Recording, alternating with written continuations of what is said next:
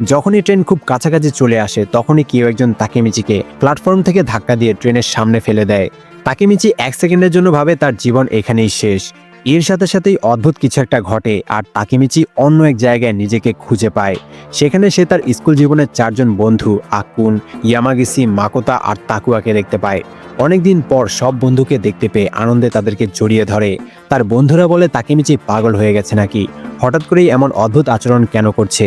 তখন তাকেমিচি থমকে গিয়ে বলে সে বুঝতে পারছে এটা তার মৃত্যুর আগের ফ্ল্যাশব্যাক। মারা যাওয়ার আগে সে তার ভালো সময়গুলোর ফ্ল্যাশব্যাক দেখছে।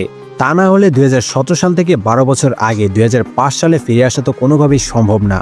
কিন্তু তার বন্ধুরা বলে তাকেমিচি হিনাতার প্রেমে এতটাই পাগল হয়ে গেছে যে তার মাথাটাই নষ্ট হয়ে গেছে।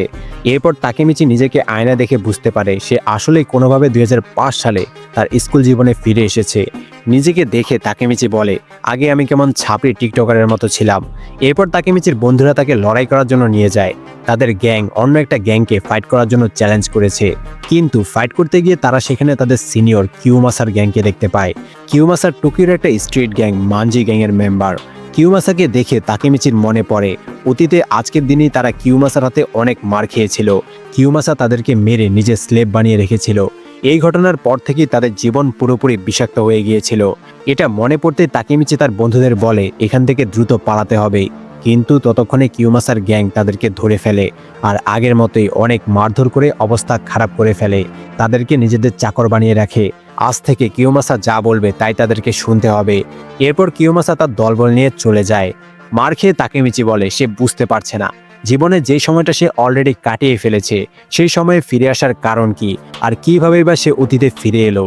সে এমন জীবন আর দ্বিতীয়বার কাটাতে চায় না। নিজের সাথেই নিজে রাগারাগি করতে করতে তাকেমিচি একা একা হাঁটা শুরু করে। তখন তার মনে পড়ে হিনাতা তো এই সময় বেঁচে আছে, তাই তাকেমিচি হিনাতার সাথে দেখা করতে যায়। দীর্ঘ সময় পর হিনাতাকে দেখে তাকেমিচি অনেক খুশি হয়।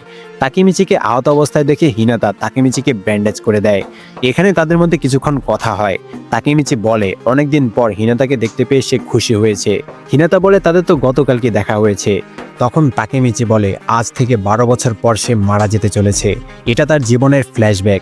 তাকেমিচির মুখে মৃত্যুর কথা শুনে হিনাতা কষ্ট পায়। হিনাতা বলে তাকেমিচি মারা যাবে না, কারণ সে সাহসী মানুষ। আর